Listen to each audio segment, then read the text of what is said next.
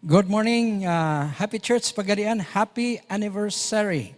I would like to extend my greetings in the behalf of CLC as well as the G12 National Leadership.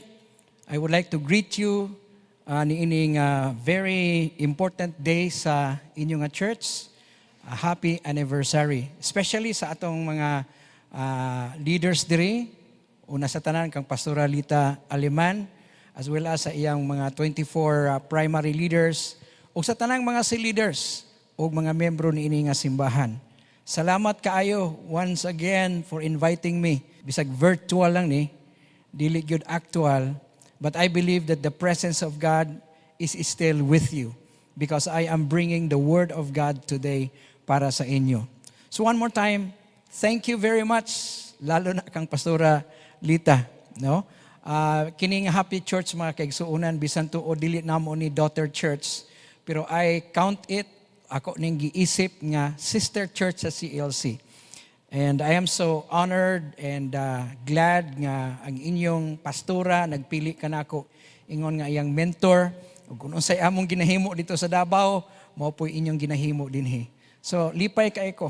Amot pila nakatuig gikan sa akong pag-ari diri, no? Murag way puas gyud. Ako rin yun kanunay inyong imbitaron ba? And I am so happy and honored with that. Lipay kayo ko nga naga-tanaw every year nga muanhi dinhi sa pagadian nga nagatubo gyud ang inyong simbahan, no? By the thousands na gyud. And how God bless you with all these facilities nato nga dako kaayo, and you become one of the largest churches gyud actually diri sa dinhi sa Mindanao. So, salamat kaayo one more time sa inyong pag-invitar kanako. And I hope nga kung everything is mobalik na ta dito sa normal mga kaigsuonan, makabisita na po ko. Kay gimingaw na gyud ko sa atong tanang mga kaigsuonan. Pero ako nagpasalamat pod, no? Welcome sa tanan nato nga mga kadivo diha, kay daghan kaayo nga mga Happy Church pod nga naga-watch sa atong devotional every morning. So ako pong dasigon ang tanan nato nga mga kaigsuonan, be with us, no? Lipay kayo ko nga daghang kaaytag mga leaders o mga miyembro ni nga simbahan nga apil pod sa atong daily devotion uban sa inyong pastora. Kay si Pastora Lita kuang gyud kay ni siya, avid gini siya nga naga-uban sa ato. So karon igsuon para sa mensahe, ang ato mangkong theme karon nga tuig is 2020 vision, no? Kay kun unsa ang vision or kung unsa ang theme sa national, mao man pud na ang theme diri sa ato nga church. So mao po ni akong i-share kaninyo 2020 vision. Okay, let me read to you. Let's start reading from Proverbs chapter 29 verse 18. Basahon ako kinigikan sa King James Version. Where there is no vision, the people perish. But he that keepeth the law, happy is he. Mag-aampo sa ta mga igsuon, talaygon ka o Diyos nga maoy tag-iya sa tanang mga butang ug nagapanalangin kanamo. Salamat niini nga kahigayunan diin kami maka-celebrar sa imong pagkamaayo niini nga simbahan sa Happy Church sa Pagadian City. Uban ni Pastora Lita ug uban man sa iyang tibok pamilya. I pray that you will bless the word that we are about to hear. Holy Spirit, just speak to us. And I pray, O Lord, that your presence and anointing will be with me as I share your word today. In Jesus' name, amen. 2020 vision. Magisgot ganitag 2020 vision. Ang buot niya na klaro, no? In other words, walay defekto ang imong kinanawan. Hinumduman nato nga ang atong pananaon nini nga simbahan is winning souls and making disciples. Let me read to you this passage of scripture sa Proverbs 29 verse 18. If people can't see what God is doing, they stumble all over themselves. But when they attend to what He reveals, they are most blessed. Okay? So dunay duha ka mga points lang dinhi nga akong hisgutan as we celebrate this anniversary. And I would like to instruct also each one of us today about the vision, mga kaigsuunan. When it comes to vision, what is the vision? You know, matod pa ni Helen Keller, ingon siya, the worst thing that could happen to a man is having a sight without a vision. Makakita ka pero wa kay pananawon. So importante kayo ang pananawon mga kaigsuunan. So the first thing that I would like to share with you today is vision is seeing what God is doing. What is a vision? Vision is seeing what God is doing. Look at this. If people can't see what God is doing, they stumble all over themselves. So kung dili ka makakita sa gibuhat sa Dios, mapangdol ka, madagma ka, matumba ka, ug dili ka makapadayon sa pagbuhat sa buluhaton sa Ginoo. Ang problema mga kaigsuunan, pagsulod nato sa 2020, murag ang nakit-an sa kadaghanang mga katawhan, dili ang what God is doing. Murag na refocus ang atong attention to what the devil is doing. Ug dunay daghan kaayong gitawag og kalamidad. Yan ay tabo nini nga 2020. Ug ang pinakagrabe gyud nga kalamidad kining COVID virus, COVID-19, coronavirus disease, which started in 2019, mo na nga gitawag ni siya og COVID-19. Gikan sa Wuhan, China, og ming abot diri sa ato sa March niini nga tuig mga kaigsuunan, og halos kada adlaw na lang. Maunay makit-an nato sa TV, maunay makit-an nato sa mga pamantalaan, mabatian nato sa radio, sa social media mga kaigsuunan. Halos kada break time sa TV igsuon, kanunay ang balita, pila na ang infected, pila na ang nabiktima, pila na ang nangamatay sa COVID virus. And as a human being, no, normal nga tao, muabot gyud ang gitawag og kabalaka nato.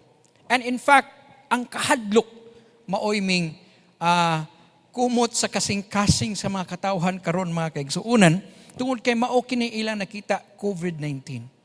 But I pray nga ingon nga mga katawhan sa Dios ato untang makit-an ang nakit-an sa Dios. Ayaw lang pag-focus sa pagtan-aw sa nakit-an sa kalibutan, sa nakit-an sa gobyerno, sa nakit-an sa World Health Organization. Nag-ingon ang balang sulatan, all things work together for good to those who love God, to those who are called according to His purpose. Na ay purpose si Lord.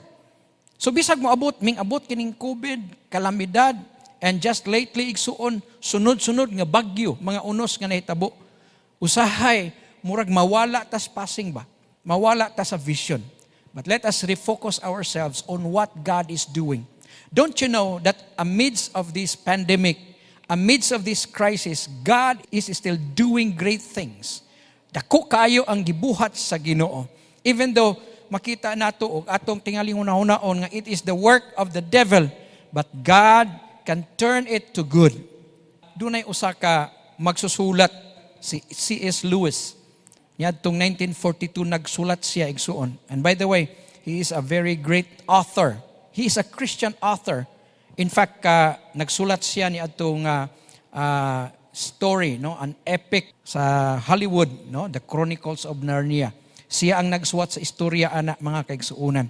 But this was what he, wrote, and it's some kind of a prophetic concerning our situation in this year 2020. Yan ang gisuwat igsuon niadtong 1942 pa. It's some kind of a conversation between the devil or Satan and Jesus Christ. Matod pa ni Satanas, I will cause anxiety, fear, panic. I will shut down business, schools, place of worship, and sport events.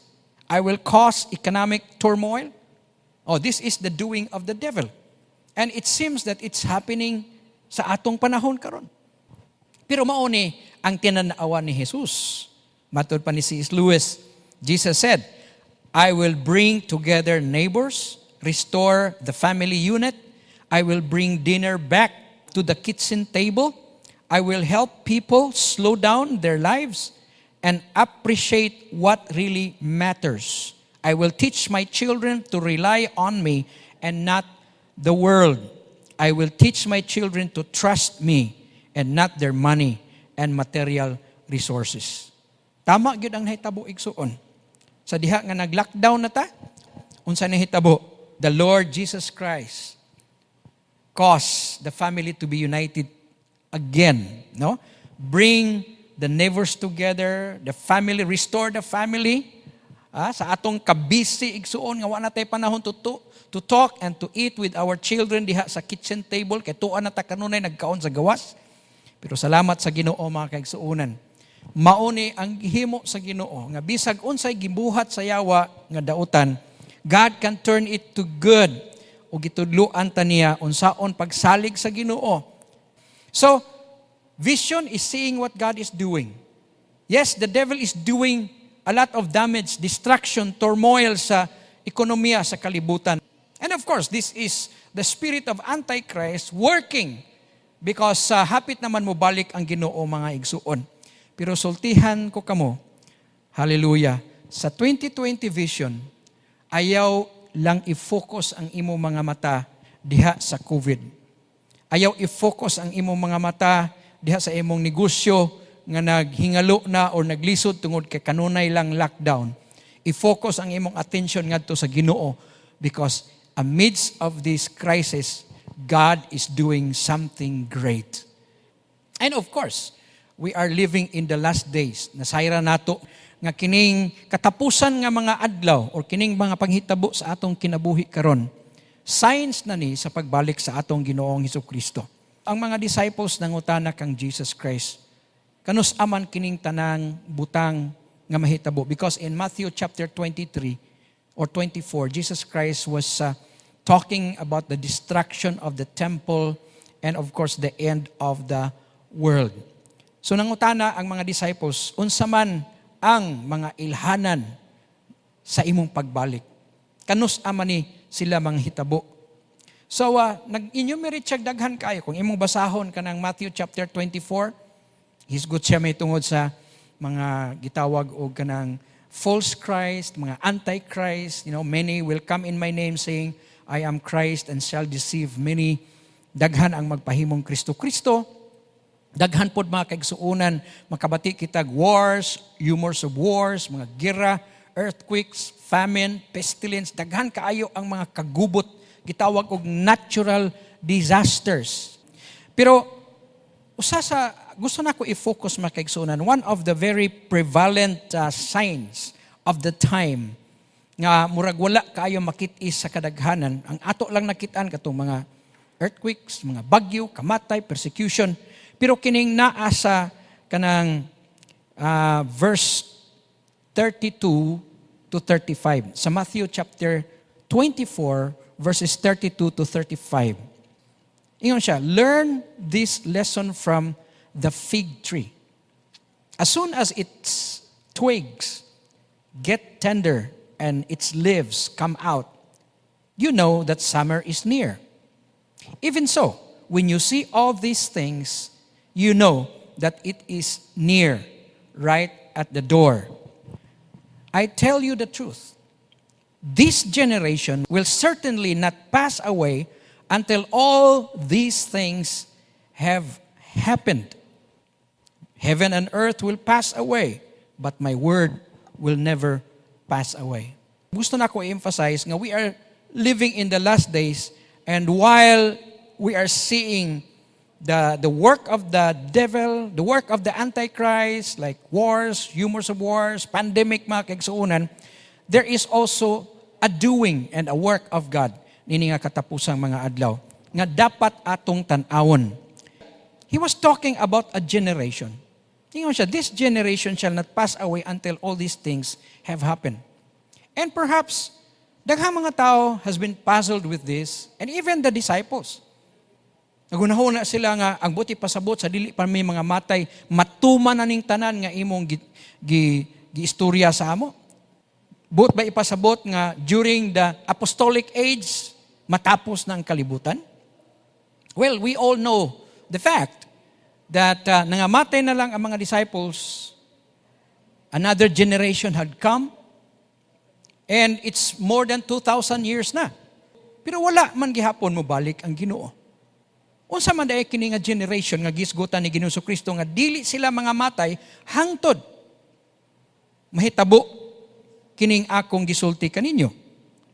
Well, kung mabalik kita dito sa verse 32, mga kaigsuunan, Jesus Christ was making an illustration of a lesson, the lesson of the fig tree. Naghiskot siya mahitungod sa kahoyng igira. Now, kining fig tree, mga mga kaigsuunan, is very common Kung ang coconut tree mo ay very common din sa Pilipinas, kanang fig tree mo na common kaayo nga kahoy didto sa Israel. Ug iyang giingon nga inyong nakita nga kung magsugod na og salinsing kini nga gitawag og fig tree, you know that summer is near. Niadto magong ilang lugar na sila gitawag og winter. Naapoy summer. Sa panahon manggod sa winter, mga kaigsuunan, ang mga kahoy dito, murag patay sila, mga taktak ang dahon, mga bulak, pero murag natulog lang na sila. Pag-abot sa spring, musugod na siya og pamulak, panalinsing. Unya, sa diha nga makita na mga igsuon nga mugitib na ng mga dahon nga gagmay, ingon sila, you know, it's the sign that summer is near. So, ang buot ipasabot ni Ginoong Kristo dinhi, kaning generation nga iyang gihisgutan, dili ang generation sa mga disciples or apostles nga iyang gi-raise up sa iyang panahon, kundi this is the gitawag og the generation of the fig tree. Nganong man di ay mga kigsuunan? Gikumparar ang nasod sa Israel ingon nga fig tree. Because sa kasaysayan manggod sa Israel, mga kigsuunan, because of their disobedient to the Lord, Jesus Christ Himself predicted nga kining inyong templo din hingag perting gwapuha. It was one of the most beautiful and magnificent temples in their time. Pero ingon sa Ginoong Kristo, mahugno ni siya, gubo ni siya. And He predicted it, and sure enough, pag-abot sa AD 70, the Roman soldiers attacked Jerusalem. There was a rebellion. Gusto sila mag-rebelde batok sa nasod sa Roma, igsuon. And so, ang ilang emperor nagpadala og usa ka general by the name of Titus, and he destroyed the temple, he sieged the city of Jerusalem. That from that moment on, parang nawala ang Israel sa mapa sa kalibutan. Gikan sa 70 AD, nawala ang Israel. Kini nga fig tree igsuon, it died. And then, ang tibuok nasod sa Israel, ang ilang mga katawhan sa Israelita ni atong anong panahon, were taken as slaves all over the world. Gidala dito sa Europa, mga kaigsuunan. And they were scattered all over the world. For 2,000 years, sulod sa 2,000 ka mga katuigan, walay nasod nga Israel. Nawala sa mapa. Pero mawala ang ilang pagkahudyo. Bisan nagka-scattered sila sa tibuok kalibutan. In fact, mga brothers and sisters, God promised that there is going to come a time that God is going to gather again His people from the ends of the earth. North, south, east, and west. Silang tanan mubalik ngadto sa Israel in the last days. And you know what happened? Naghinay-hinay o pamalik ang mga katawhan sa nasod sa Israel. O sa ilang pagbalik, they rebuild their country that has been abandoned for 2,000 years. O nahibaw mo mga kaigsuunan ni adtong May 14, 1948, ang Israel became a state. Nahimong nasod pag-usab. Israel was born o gideklarar kini sa United Nations. Girecognize nila nga ang Israel usa na kanasod. So, kadtong fig tree igsuon, naghisgot kato sa mga Israelitas nga mobalik pag-usab. The nation of Israel is going to bloom again. And bag-o siya ang makiksuunan nga nanalinsing. Ug miingon siya, sa diha nga magsugod na gani ni, that means that you are now living in the end times. Summer is near. Hapit na ang summer, and it is at the door ang pagbalik sa atong Ginoong Hesukristo. Kung atong balikon pagbasa, I tell you the truth, this generation will not certainly pass away until all these things happen. So, ato nang gi-establisher ang kamatuoran nga that was not the generation of the apostles, but this is the generation of the fig tree, the modern Israel that was reborn on 1948. Now, pila man katuig ang usa ka generation. Para atong masabtan na siya, nag-ingon diri sa Psalms 90 verse 10. A length of our days is 70 years or 80.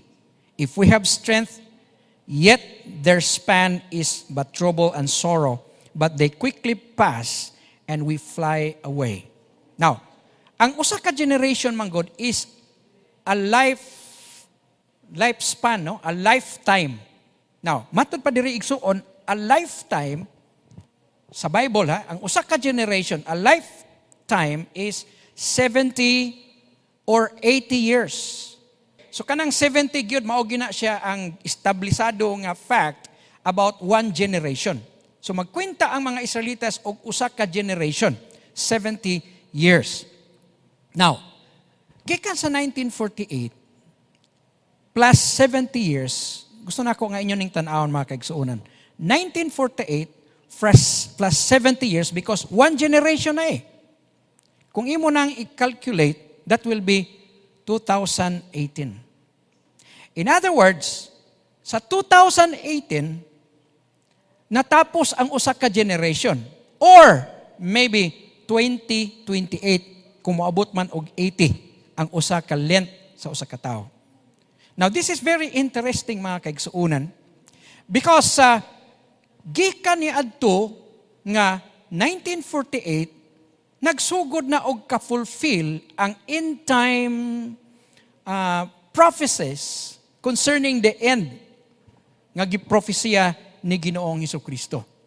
Ingon siya, this generation will not pass away until all these things that I have spoken to you shall come to pass. Now, mga igsuon, what is very important ang nahitabo manggod ni ning 2018, niyatong 2018. Of course, 2017 to be specific. Niadtong December 6, 2017, si President Trump announces the US will recognize Jerusalem as the capital of Israel. Now, hinumduman nato mga kaigsuonan, since nga nahimo nga nasod ang Israel, ang ilang capital was not Jerusalem because Jerusalem man God, ang population diha kadaghanan sa old city of Jerusalem, mga Palestinians, mga Muslims, even though there are some Christians also and Jews, but majority sa ila mga Palestinian. So, masamok gyud mga kaigsuonan kung ilang i-declare kay ang mga Palestinians maingon man pod nga mao ni among kapital. So gikan niya tong 1948, ang kapital sa Israel dito sa Tel Aviv. Pero igsuon, ang mga Hudyo, dili man nila pwede matukod ang temple. Di ba katong temple nga naguba, i-rebuilt man to in the last days, tungod kay nagprofesya ang Biblia diha sa 2 Thessalonians chapter 2 that the Antichrist is going to rule from the temple of God. So ato makita nga wala pa may temple ang Jerusalem.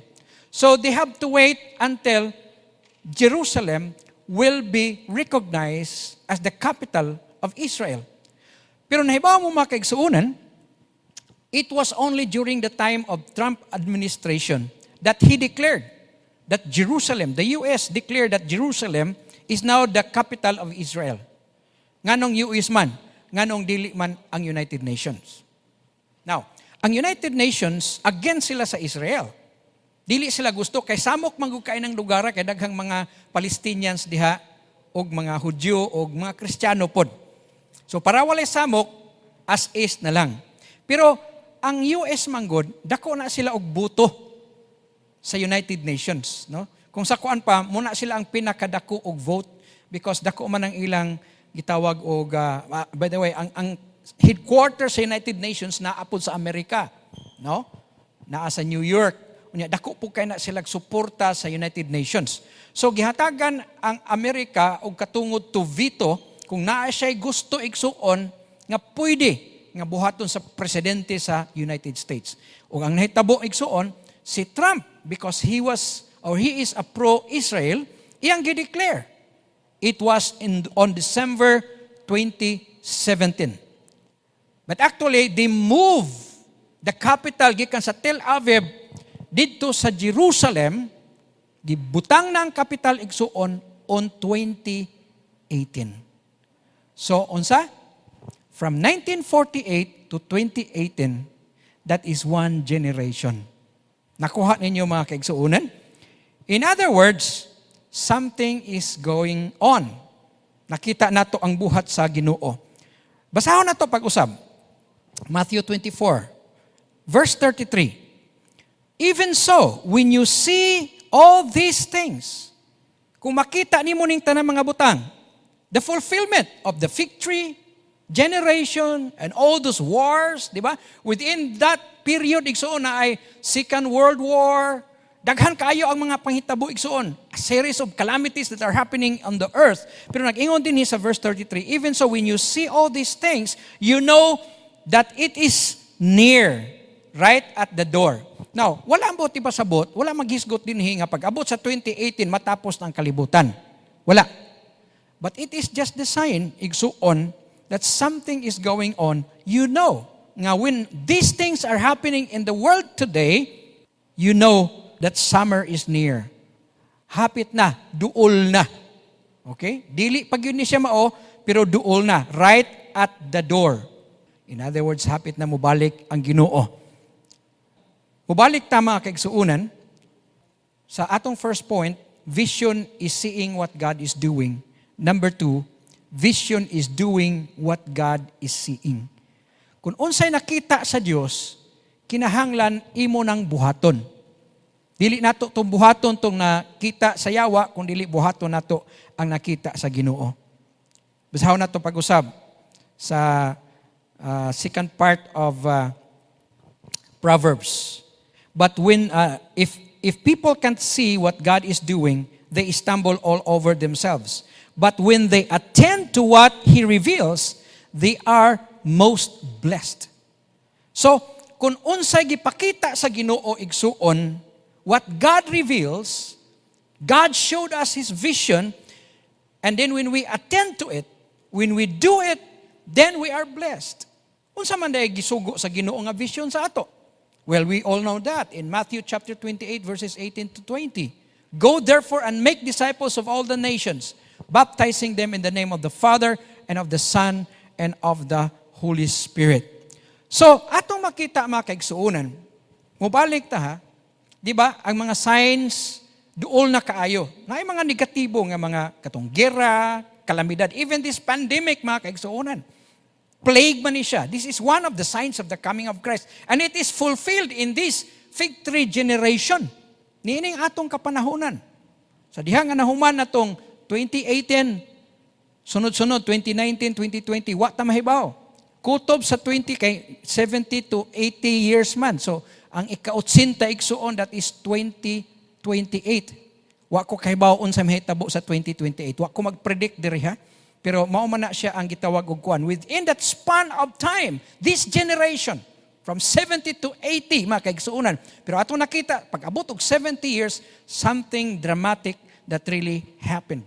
So watch out lang ta within this next 8 years, mga kaigsuunan, kung unsay mahitabo. Pero while all these things are happening, one of the greatest signs of the coming of Christ and the end of the world is not earthquake, is not COVID, is not famine, is not war, is not even the establishment of the new Israel, but it is found in verse 14. Matthew 24:14. And this gospel of the kingdom will be preached in the whole world as a testimony to all nations, and then the end will come. Kanos amo abot ang katapusan, kanos amo balik si Ginoong Kristo, sa diha nga ang gospel of the kingdom shall be preached. So, nining katapusan mga adlaw, bisan tuod dunay pandemic, dunay COVID mga kaigsuunan, ang atong vision, magpadayon kita sa vision o kung sa discipling the whole nations. Dapat ma-involve kita, dili ta mo undang igsuon, dili nato tugutan nga ang COVID, kini nga 2020, mao'y makahadlang sa ato sa pagwali sa pulong sa Ginoo. However, all the more, magkugi kita. We have to do what God is seeing. And God is seeing mga kaigsuunan that multitudes of people are gonna be saved. Bisan tuo daghang nga matay, daghang nga laglag mga kaigsuunan, but God is going to save multitude of people in these last days. And that is our responsibility as Christians, that we have to share the gospel. So sa Happy Church, I would like to encourage you, we have to continue doing what God is seeing. Ug ang nakit-an sa Ginoo mga kaigsuunan, dili COVID, kundi mga kalag. Hallelujah. Nagingon sa Joel chapter 2, verses 28 and 29. This is a prophetic vision of the prophet Joel in the last days. Look at this in verse 28. And afterward, I will pour out my spirit on all people, and your sons and your daughters will prophesy, and your old men will dream dreams, and your young men will see visions. Even on my servants, both men and women, I will pour out my spirit in those days. Hallelujah. In those days, that is the day, ang atong panahon karon mga kaigsuunan, God is going to pour out His Spirit. Ibubo sa Dios ang iyang Espiritu Santo. Nganong punon man ta sa Ginoo sa Espiritu Santo? So that we can do what God is saying. We will continue to do the vision of winning souls and making disciples. In spite of the fact that there is COVID, na ay mga linog, doon ay mga kalamidad, ganitabo sa atong kinabuhi, let's continue. Because God is going to do a great thing. He is going to pour out His Spirit. Ibubo sa Dios ang Espiritu Santo. Alam po ninyo mga kapatid, kung imong basahon ang context ni ini nga Joel chapter 2, nagisgot siya may tungod sa kanang gitawag og great tribulation na bitaw. The sun will no longer give its light. The moon will be turned into red. Unya mga hulog ang kabituunan gikan sa kalangitan. And those are what we call the wrath of God, the great tribulation. However, before it comes, and of course it will come after the Lord Jesus Christ is going to take us away. Kuhaon ta sa Ginoo. But before it happens, matur pa ni Joel, God is going to pour out His Spirit. Punon sa Ginoo kita. Punon kita sa Ginoo igsuon. Nganuman, aron atong i-propagate ang Ebanghelyo. Magwali kita sa pulong sa Ginoo mga kaigsuonan. This gospel of the kingdom shall be preached as a witness unto all the nations. And then the end will come. So, remember those two gitawag og prominent signs of the coming of the Lord Jesus Christ. The fig tree generation and also kining gitawag og the gospel of the kingdom. So kining duha ka signs, mga igsuon, wars, rumors of wars nga nahitabo within this generation of the fig tree, ayaw kalimti. Nga let us also continue to do what God is seeing. Let's continue to do the vision. Padayon ta sa pag-win souls and make disciples. So, mao ni akong i-challenge sa inyo karon nga anniversary. Bisan tuod murag mingaw ang atong anniversary. I don't know kung sa inyong activities. Lahi tong sa una last year nahinumdum ko nga pertin yung bubuha. Daghan mo mga pakulo, daghan mo kayo og mga activities, mga games. Pero karon murag wala na. Pero hinumduman nato igsoon bisan tuod nga murag ngit-ngit kining 2020 sa inyong pagselebrar. Yet, brothers and sisters, we will continue to preach the gospel. Padayon kita og win souls and make disciples. Padayon kita sa pagsimba bisag naarata dinhi sa atong online services. Magpadayon ta makaigsuonan sa pag-invite sa atong mga friends. Kaya nga naman, hapit na mobalik ang Ginoo. Alam po ninyo mga kapatid, sa Matthew 25, kung imong basahon ang Biblia, na ay tulo ka mga parables nga gisgutan ni Jesus Christ diha. And this Matthew 25 was still connected with the end of times. And this happens igsoon when the Lord Jesus Christ will come again. Itawag nato na og rapture. Naisan sa iyang pagbalik, mga gira o pagwali sa pulong sa Ginoo, Pero this is going to happen pag human sa rapture. Naibaw mo sa mahitabo igsuon, doon ay tulo ka parables diri. Ang usa, kanang imbasahon ang Matthew 25, ang usa, the parable of the wise and foolish virgin. Ang ikaduha, the parable of the talents. Ang ikatulo, the parable of the goats and sheep. Now, unsa man ang parable of wise and foolish virgin? Ang buti pasabot ni ini mga kaigsuonan, pagbalik sa Ginoo, dili tanan madala. Na ay wise virgins, because virgins spoke or talks about the church. Okay? So diha sa church, doon ay foolish, mga buang, doon na po'y wise. Kisa man itong mga buang, katong wala mangandam. Nag-ingon diri nga pagbalik sa pamanhunon, katong limara nga nakaandam, mooy ming sugat kaniya. Katong lima nga wala makaandam na bilin. So let me remind you, brothers and sisters, dili ni pagpanghadlok ha. Akong desire, ang akong pagampo, nga kumubalik na unya ang atong Ginoong Kristo. When the rapture comes, usa-unta ka sa wise virgin. Ayaw pagbinuang sa pagpangalagad sa Ginoo. Padayon sa pagpangalagad sa Ginoo. Labi na gyud karong panahon na nga COVID igsoon, ayaw pag tinunto sa pagbalik pagpangalagad sa Ginoo ay pagbinuang. Mas seryoso pa gyud ta. Unya ang ikaduha igsuon, it talks about the talents. Nagisgot man ko si Ginoong Kristo mahitungod ni adtong tulo ka mga suluguon sa amo nga gibinlan. Ang usa gibinlan og 5 talents, ang usa gibinlan og 2, ug ang usa gibilnan og usa. Ya matud pa pagbalik sa amo, no, talking about the coming of the Lord, pagbalik sa ilang amo, naghatag sila account. And let me tell you, when the Lord Jesus Christ comes, maghatag po ta og account.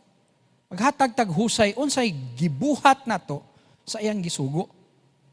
Katong nakadawat og 5, mingon siya, he had a good report. Ingon siya, ang 5 nga imong gihatag sa ako, I made another, 5. Nakaginansya kog 5, and here it is.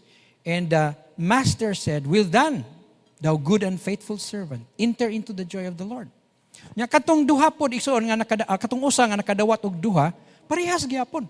Siya, sir, ang 2 nga imong gihatag ning produce og another 2, og here it is.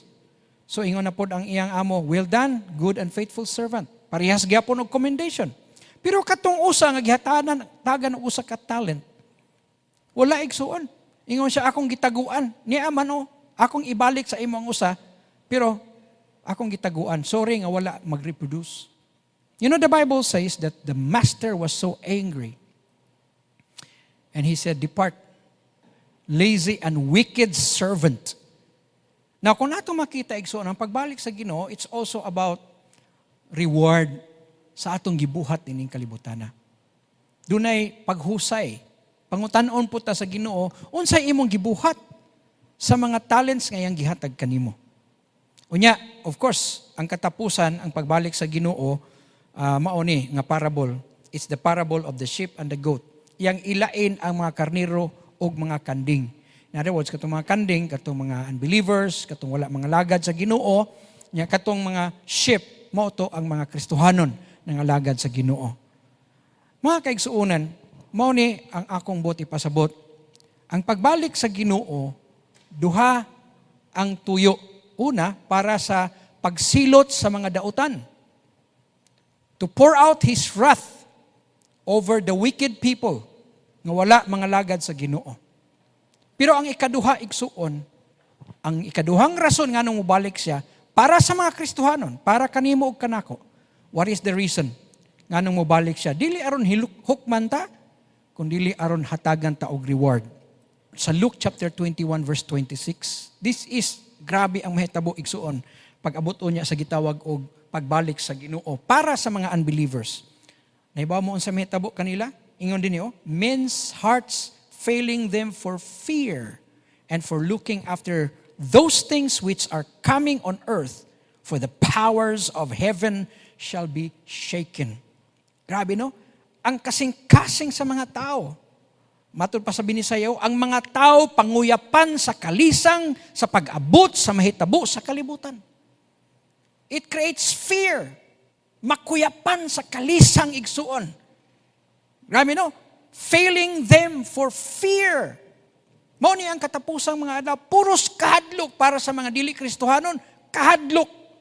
Mao man gani na COVID pa lang gani nahadlok na. Doon na tayo kahadlok igsuon ining kalibutan na karon. Pero para sa mga Kristohanon, dili ang ngayang kahadlukan. Kung ikaw anak sa Diyos and you are doing the vision of God, dili ka ang ngayang mahadlok. Why?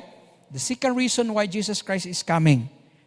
Para sa iyang mga katawhan, Revelation chapter 22, verse 12. Behold, I am coming soon, and my reward is with me. I will give to everyone according to what he has done. Wow. Pagbalik na ni Ginoong Kristo, para sa mga Kristohanon, iyatang kuhaon igsuon para sa reward. Adunay ganti. Kinsa iyang i-reward? Kadtong namuhat sa iyang buluhaton. Moto iyang i-reward. Dili niya i-reward ang atong good works, kaya wa may maayo natong binuhatan ba? Giluwas na tayo iyang daan. Pero sa diha nga giluwas na ta sa Ginoo, dunay buluhaton nga iyang gipabuhat sa ato. Sama ni atong amo, master nga nagbilin og talents mga kaigsuonan. And each one of us, tingali ang gibilin nga talent sa imo, gihatag sa Dios nga talent sa imo, 5 lang, or 2, or 3, or maybe some of you, 1. But regardless kung unsa ka gamay ang imong talent, o unsa ka klase, unsa imong standard, status nimo, nining kalibutan na, buot lang sa Ginoo nga mo multiply lang ta. Mo ginansya ang atong kinabuhi. Tungod kay pag-abuton niya sa pagbalik sa Ginoo, there is going to be a reward. So brothers and sisters, vision is doing what God is seeing. Let us do what God is seeing. Unsa nakita sa Dios, kaluwasan sa mga tao. That is the vision of God, winning souls and making disciples. Naipanultion, God's last command must be our first concern. Sa dili pa mo balik ang Ginoo, or pagbalik sa Ginoo igsuon, ang una niya ipangutana ang iyang katapusang sugo. Unsa iyang katapusang sugo? Go therefore and make disciples. Mangita siya sa atong mga tinun-an, mga kaigsuonan. Mangutana ko sa inyo, pagbalik sa Ginoo, malipay ba ka? Excited ba ka? Or dunay kahadlok? Tingali today, dunay kay kahadlok. Maybe dili pa ka siguro sa imong kaluwasan. Basig nagbinartuldo ka sa pagpangalagad sa Ginoo. Tugutan nato nga kini nga 2020 mga kaigsuonan. Mubalik kita sa vision. No? Mutarong kita sa pagpangalagad sa Ginoo kay hapit na mubalik ang Ginoo. Naiba mo ni atong miaging SEA Games, no? Mga SEA Games, di ba nag-champion man ang Pilipinas adto? Naidaghang kaayo ang mga reward, naidaghang kaayo ang mga medal, mga kaigsuonan, no? Diri ang Pilipinas 122, Vietnam second 96, daghang kaayo, mga gold medal, bronze medal.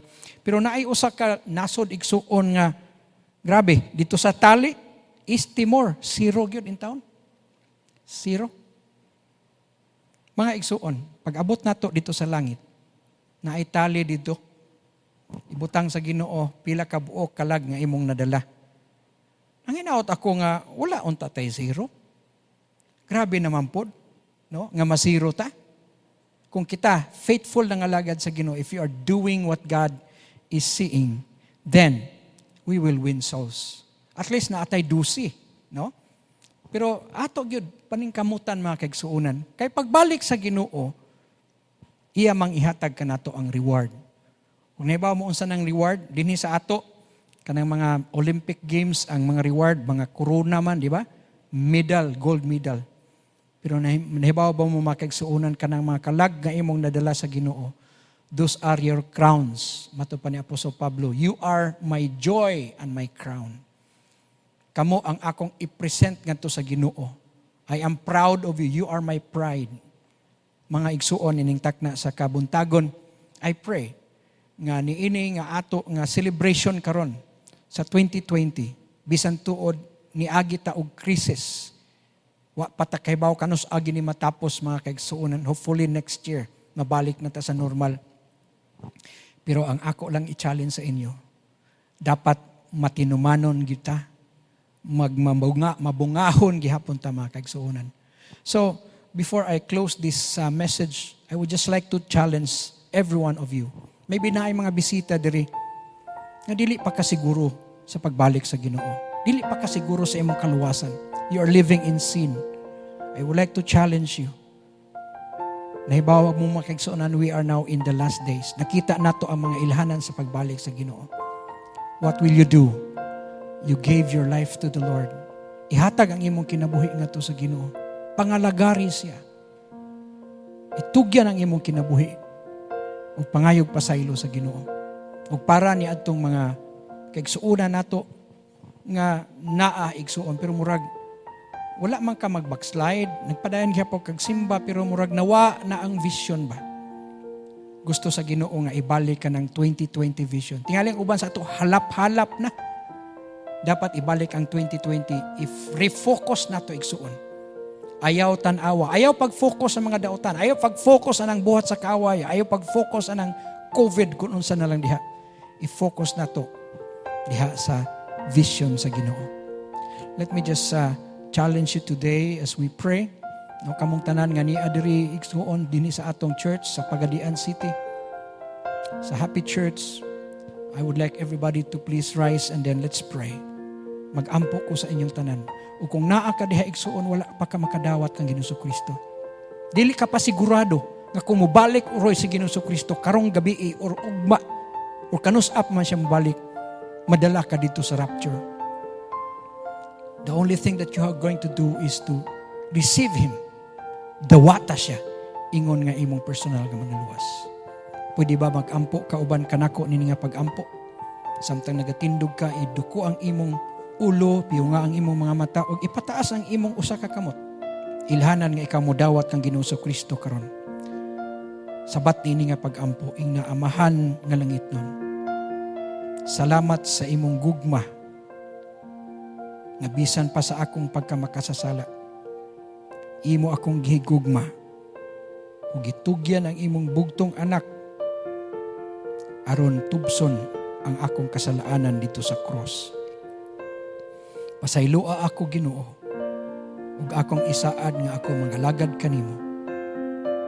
Nga kung ikaw mo balik na pag-usab, gusto ako mo uban kanimo sa himaya nga dayon diha sa kalangitan. Salamat Lord, akong isaad nga mga lagad ako kanimo. Karon ako mag-ampo mga kaigsuonan para sa mga kaigsuonan nato nga mga leaders, mga membro nini nga simbahan nga tingali murag dili nakaaktibo pod sa inyong cell group. Dili nakaaktibo sa pag-win souls and make disciples. Let's refocus. Remember mga kaigsuonan, bulahan kadtong mga tao. You are the most blessed if you attend to what God is doing. When they attend to what He reveals, God is going to bless you. So even in this pandemic, God is going to bless you. Let me just pray for all the leaders, disciples, Nininga Church. Father God, I pray that you will bless every one of us. Salamat kayo Ginoo sa tanang nagatambong, be it on-site or online, Lord, nga nakabati nini nga mensahe. I pray that you will bless the word that we have heard today. Lord, nga i-refocus namo ang among vision, nga mabalik Ginoo. Nga bisan pa man tuod na kami taliwala ni ini nga pandemya. But we will never forget what you are doing, because you can turn everything, every evil into good. Bless this church, O Father God. I pray that you will bless all the primary 24 of Pastoralita and all the disciples, that all the more we will march on and saturate Pagadian City and the nearby municipalities and barangays with the gospel of our Lord Jesus Christ. Kung ang COVID virus na nakod man o hingkuyanap man, dapat kami usab manakod sa imong ibanghilyo. Ang pananaon sa Ginoo mo takod ngadto sa uban aron nga sila usab mga luwas. Thank you for your word today. I pray that you will bless each one of us in Jesus' name. Amen. Salamat kayo sa pulong sa Ginoo. Salamat sa inyong pagpamati. I pray that you will God is going to bless you and continue to do the vision. Pagpangabig umakalag. God bless you all. Hallelujah.